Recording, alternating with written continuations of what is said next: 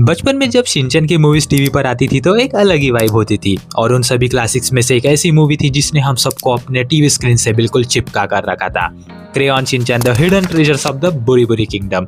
इस मूवी में कॉमेडी थी, एक्शन था, जंगल सर्वाइवल था और एक बहुत ही एपिक स्टोरी लाइन थी, पर इसके विलन्स जो बहुत ही डार्क और खतरनाक थे। आज की इस वीडियो में हम बात करेंगे इस मूवी के खतरनाक विलन्स की जिन्होंने एक्चुअली हमारे बचपन में डर पैदा किया था। The brutal leaders of the white snake gang, mister anaconda और उसके सबसे खतरनाक right hand man mister viper. इन विलन्स को हमने बचपन में देखा जरूर था, बट इनके मोटिव, इनकी साइकोलॉजी और इनकी गैंग कितनी डार्क थी ये हमने कभी नोटिस नहीं किया। आज की इस वीडियो में हम इन दोनों कैरेक्टर्स की पूरी कुंडली निकालेंगे, इनकी प्रोफाइल, पर्सनैलिटी, मोटिव, हेंचमैन और कुछ ऐसी माइंड ब्लोइंग थ्योरीज जो आपका दिमाग हिला देंगी, तो वीडियो को एंड तक जरूर देखना। चलिए सबसे पहले बात करते हैं इनके प्रोफाइल्स और पर्सनैलिटी की। मिस्टर एनाकोंडा, जिसे द बिग बॉस भी कहा जाता था।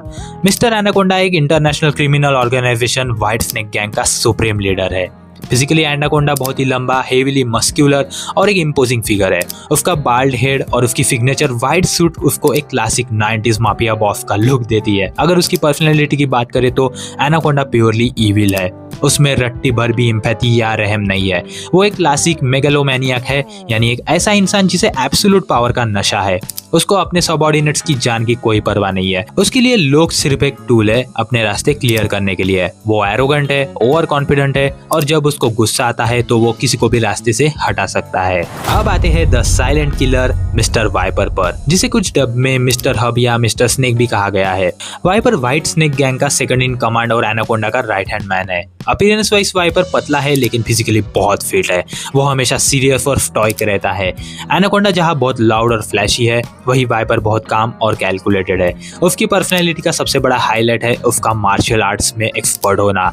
मूवी में उसका और लुलू का जो hand to hand combat scene था वो आज भी शिनचैन मूवीज के बेस्ट एक्शन सीक्वेंस में से एक माना जाता है। लेकिन वाइपर की पर्सनैलिटी का एक बहुत बड़ा ट्विस्ट है। वो ऊपर से एनाकोंडा का वफादार जरूर दिखता है, पर अंदर ही अंदर वो अपने बॉस से नफरत करता है। अब सवाल ये है कि आखिर इनका मोटिव और मिशन था क्या? ये इतनी अजीब व्हाइट स्नेक गैंग बुरी बुरी किंगडम के पीछे क्यों पड़ी थी? इनका मिशन बहुत सिंपल बट एक्सट्रीमली डेंजरस था, वर्ल्ड डोमिनेशन और अनलिमिटेड पावर। बुरी बुरी किंगडम की लेजेंड के अकॉर्डिंग इस किंगडम के सीक्रेट खजाने को तभी खोला जा सकता है जब दो बिल्कुल एक जैसे दिखने वाले बच्चे यानी ट्विन्स जैसी शक्ल वाले और दो पिक नो फेस जो एक्चुअली कीज थे एक साथ उस सीक्रेट डोर पर लगाया जाए। ये डोर ओपन होने पर वहां से एक जीनी यानी कि डेमन ब्ली ब्ली या बुरी बुरी माजिन निकलता जो उसको आजाद करने वाले मास्टर की कोई भी विश पूरी कर सकता था। मिस्टर एनाकोंडा का मेन मोटिव था इस मैजिन को कंट्रोल करके उसकी पावर एब्सॉर्ब करना और पूरी दुनिया पर राज करना। इसलिए उसका मिशन था प्रिंस सुनोकेशी को किडनैप करना, और क्योंकि शिनचैन बिल्कुल प्रिंस जैसा दिखता था उन्होंने एक फेक लॉटरी टिकट बेचकर शिनचैन की फैमिली को ट्रैप किया ताकि उन्हें दूसरा बच्चा भी मिल जाए। अब आते हैं हेंचमेन्स पर। एक विलन उतना ही स्ट्रॉन्ग होता है जितनी उसकी आर्मी। एनाकोंडा ने एक बहुत बड़ी फौज बना रखी थी जिसमें नॉर्मल कॉम्बेटेंट्स थे जो गन्स और यूनिफॉर्म पहने हमेशा रेडी रहते थे, लेकिन इस गैंग के सबसे आइकॉनिक हेंचमेन्स थे नीना और सैली। अगर आपने ये मूवी देखी है तो इन दोनों को भूलना ही इम्पॉसिबल है। सैली ये एक बहुत ही टॉल और मस्कुलर आदमी था जो क्रॉफ ड्रेस करता था। वो एक टैंक की तरह था जो फिजिकल अटैक्स के लिए यूज होता था। एंड अगला आता है नीना। ये एक पिंक सूट, हैट और ग्लासेस पहनने वाला कैरेक्टर था जो थोड़ा ड्रामेटिक और सैसी था, और दोनों भी कैरेक्टर ओकामा कैरेक्टर से रिलेटेड थे, यानी कि ये जापानीज का एक कल्चर है ओकामा, जो शायद आप लोगों ने गेस कर लिया होगा कि ये क्या है। ये दोनों मूवी में कॉमिक रिलीफ का काम करते थे। एक तरफ मूवी का प्लॉट बहुत डार्क और सीरियस हो रहा था, वहीं नीना और सैली का शिनचैन के साथ इंटरेक्शन बहुत ही फनी था। लेकिन इनकी कॉमेडी पर मत जाना, ये एक्चुअली हाई रैंकिंग मेंबर्स थे जिन्होंने शिनचैन की फैमिली की लाइफ हेल बना दी थी। मित्सी और हिरोशी को जंगल में सर्वाइव करने पर मजबूर करने के पीछे इन्हीं का हाथ था। अगर हम इन दोनों विलन्स को डीपली एनालाइज करें तो इनका कैरेक्टर आर्क बहुत कुछ बताता है। Mister anaconda psychology. Anaconda represent करता है ग्रीड यानी लालच। उसके पास ऑलरेडी दुनिया भर की दौलत और क्राइम सिंडिकेट का पावर था, लेकिन ह्यूमन ग्रिड की कोई लिमिट नहीं होती। एनाकोंडा की यही ग्रिड आखिर में उसका डाउनफॉल बन गई। क्लाइमैक्स में जब उसने देखा कि बुरी बुरी माजिन उसके कंट्रोल से बाहर हो रहा है तो उसने खुद वो लिक्विड पी लिया ताकि वो खुद एक डीमन बन जाए। उसने अपनी ह्यूमैनिटी और आइडेंटिटी को पावर के आगे कुर्बान कर दिया, जिसके नतीजे में वो एक हिडेयस मॉन्स्टर बन गया और हमेशा के लिए खत्म हो गया। अगली आती है मिस्टर वाइपर ट्रेजेडी। वाइपर का कैरेक्टर एनाकोंडा से ज्यादा कॉम्प्लेक्स है। वाइपर एक हाईली डिसिप्लिन मार्शल आर्टिस्ट है जो गलत आदमी के लिए काम कर रहा है। जापानीज ओरिजिनल स्क्रिप्ट में वाइपर क्लियरली बताता है कि वो अपने बॉस के एरोगेंट और केयरलेस एटीट्यूड से कितना चिढ़ता है। वो लॉयल सिर्फ पावर स्ट्रक्चर के डर से था। अगर आप ध्यान दें तो वाइपर कभी भी मॉन्स्टर नहीं बनना चाहता था, वो बस ऑर्डर्स फॉलो कर रहा था।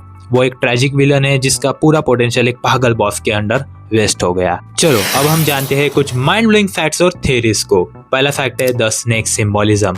एनाकोंडा और वाइपर दोनों के नाम सांप पर रखे गए हैं।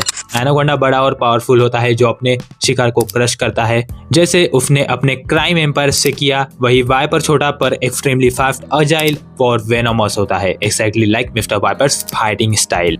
अगला फैक्ट है आर्टिस्टिक स्टाइल। जिस तरह से वाइपर की बॉडी मूवमेंट्स और कॉम्बैट को एनिमेट किया गया था वो 90s के क्लासिक एक्शन एनिमे जैसे स्ट्रीट फाइटर या ड्रैगन बॉल के एस्थेटिक्स से हेवीली इंस्पायर्ड था, जिसके कारण आज भी उसकी एनिमेशन इतनी स्मूथ लगती है। थेरीज की अगर हम बात करें तो पहली थेरी है वाइपर्स प्लान म्यूटिनी। एक बहुत पॉपुलर फैन थ्योरी ये है कि मिस्टर वाइपर एक्चुअली एक म्यूटिनी यानी कि बगावत प्लान कर रहा था। वो बस सही मौके का वेट कर रहा था कि एक बार खजाना और मार्जिन मिल जाए तो वो एनाकोंडा को बिट्रे करके खुद पावर ले लेगा। उसकी फ्रस्ट्रेशन मूवी में कई बार विजिबल होती है। अगली थ्योरी है द ब्लैक मार्जिन। जब एनाकोंडा मॉन्स्टर बनता है तो वो ब्लैक मार्जिन जैसा रूप ले लेता है। थ्योरी कहती है कि बुरी बुरी किंगडम का एक्चुअल ब्लैक मैजिक एनाकोंडा की प्योर इविल आत्मा से रेजोनेट कर गया था, इसलिए उसने एक अलग ही डार्क डेमन का रूप ले लिया जो नॉर्मल मार्जिन से ज्यादा खतरनाक था। तो दोस्तों ये थी पूरी कहानी और डार्क रियलिटी शिनचैन के उन दो आइकॉनिक विलन्स मिस्टर एनाकोंडा और मिस्टर वाइपर की। ये बचपन के मूवीज सच में कितने लेयर्ड और डिटेल थे ये हमें अब समझ आता है। आपको इन दोनों में सबसे बड़ा खतरा कौन लगा, एनाकोंडा की पावर या वाइपर की स्किल्स? मुझे कमेंट्स में जरूर बताना। अगर आपको ये बचपन का नॉस्टैल्जिया और कैरेक्टर एनालिसिस पसंद आया तो वीडियो को लाइक जरूर करना और अपने सभी शिनचैन फैंस के साथ इसे शेयर करो। ऐसे ही और ऑसम एनिमे और कार्टून डीप डाइव्स के लिए चैनल को सब्सक्राइब करके बेल आइकॉन दबा लीजिए। मिलते हैं आपसे अगली वीडियो में, तब तक के लिए बाय बाय।